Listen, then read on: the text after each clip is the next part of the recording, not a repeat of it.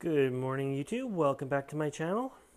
Today's video I am just going to do an inside house tour, show you some of the house plants that I'm growing in here that I've grown for the winter in here.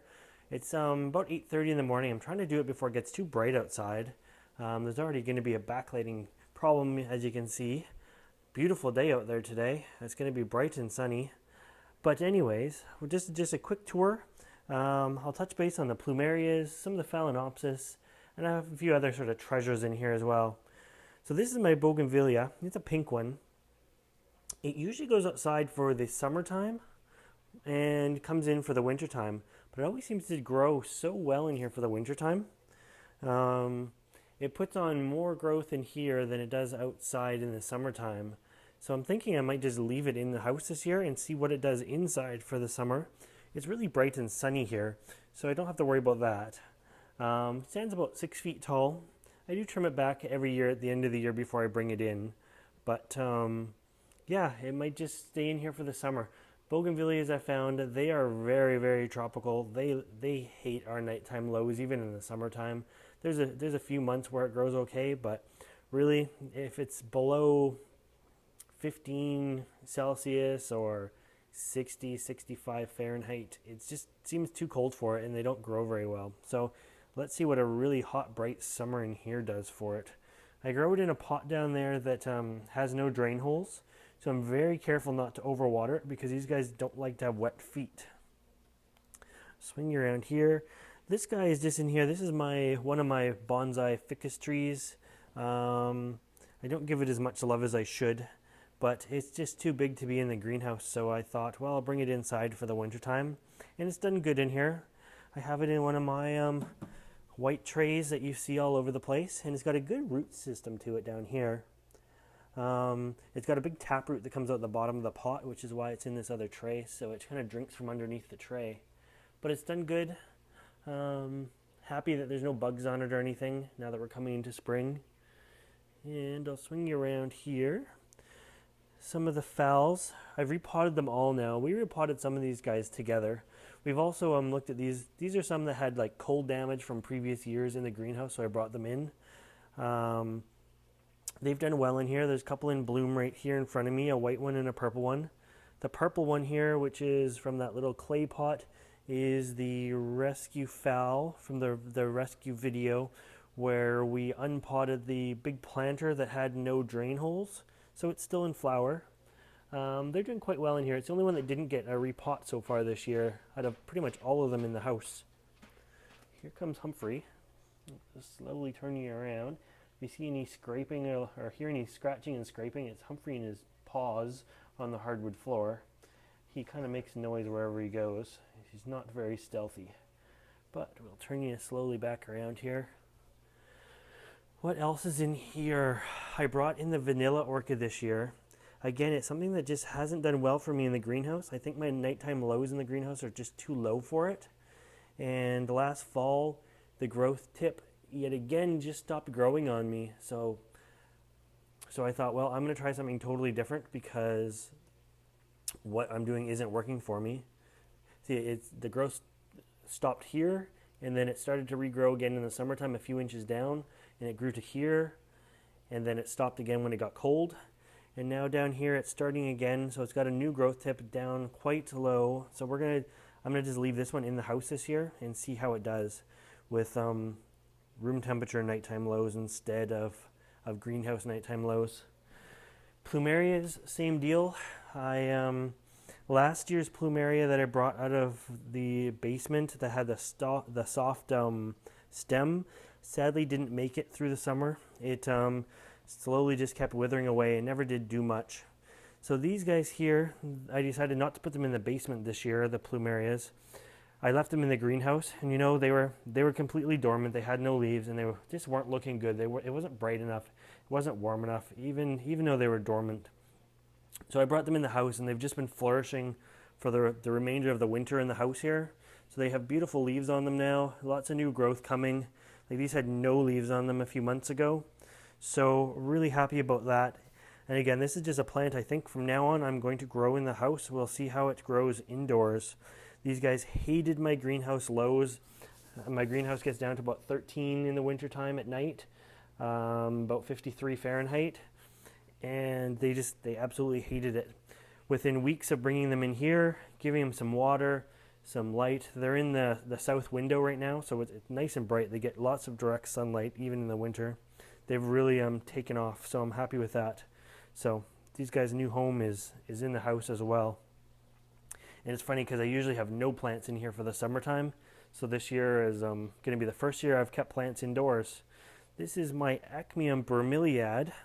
We got this guy last year, and it had one big pink flower quill up here on this one, and it has produced 4 pups to it. It's an absolutely massive plant. I'll just back up a little bit here. It's just massive.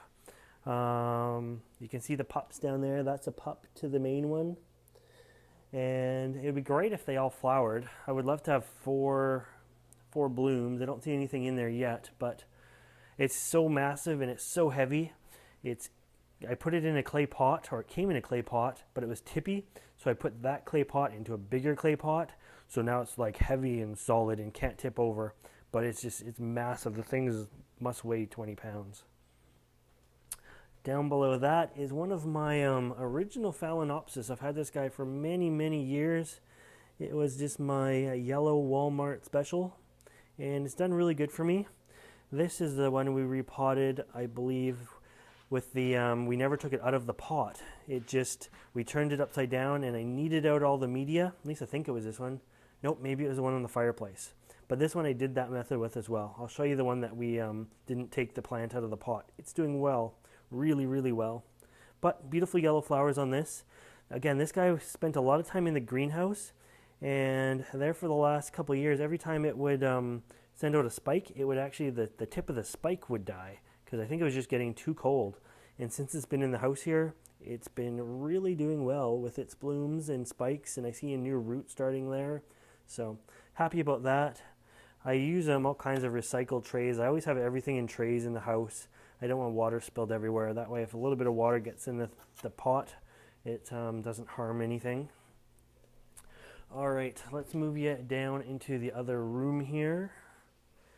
Slowly go down. Emmett's got lots of toys on the floor. This is my hibiscus here. It's a tropical hibiscus. Again, we bring it in every year and plant it in the garden every summer. I put it in a pot that has no holes, and this thing loves the water. I flood it, and it dries it in a week. It's done really well. No flowers, unfortunately, in here for the winter time, but we cut it right back, and you can see right here's where we cut it back to.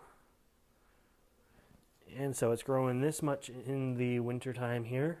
So a good 14, 18 inches. There's another cut there, and it's branched out several branches from the cut, and it goes up. So it's nicely in leaf again. This one will be going back outside because it does perform okay outside. I am kind of worried that it's going to lose all its leaves when we throw it out, but it's looking really good right now. And I left these curtains closed. Oops, I'm caught here. My microphone was caught on one of Emmett's toys. So we have a nice phal here. I love this one. This is my Schilleriana, I think it's pronounced. Beautiful mottled leaves on it. I love this one. This one will be going back outside to the greenhouse. It actually likes the nighttime drop in temperature, so I'm not going to take that away from it for too long. But I did have it in here just for blooming.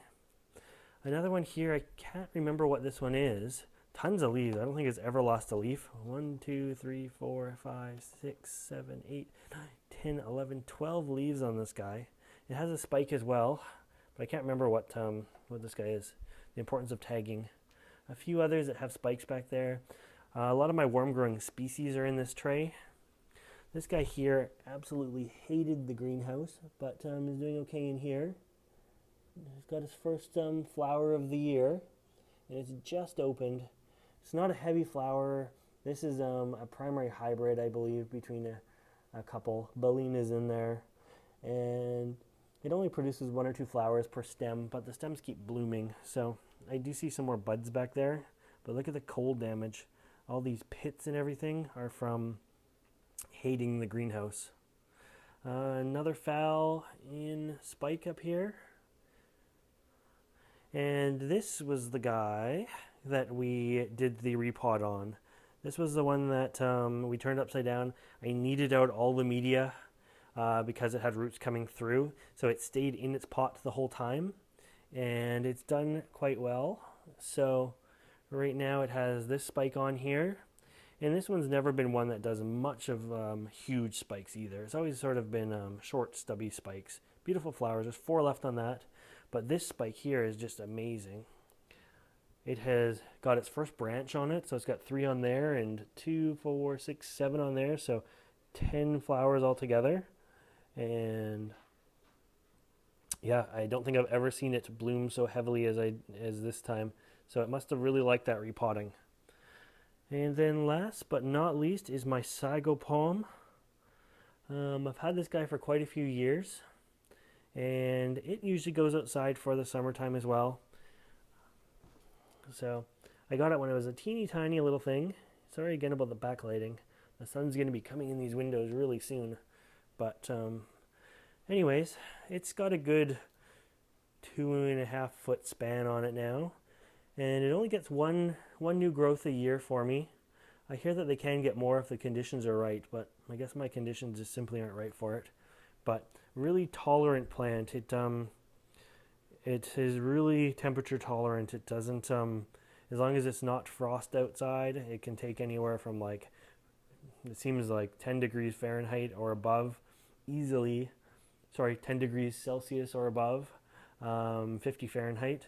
Easily right up to the hot weather. But anyways, that is my plants for in the house. The table that the phals were originally on went back outside because it's now springtime, so I've had to sort of move them all over the place. But anyways, I hope you like this video, and if you want to see more videos like this, make sure you subscribe to my channel. I'm really happy to give you guys a Plumeria update. And I know a lot of people have been asking if I grow the Sago palm there. But anyways, bye for now, guys.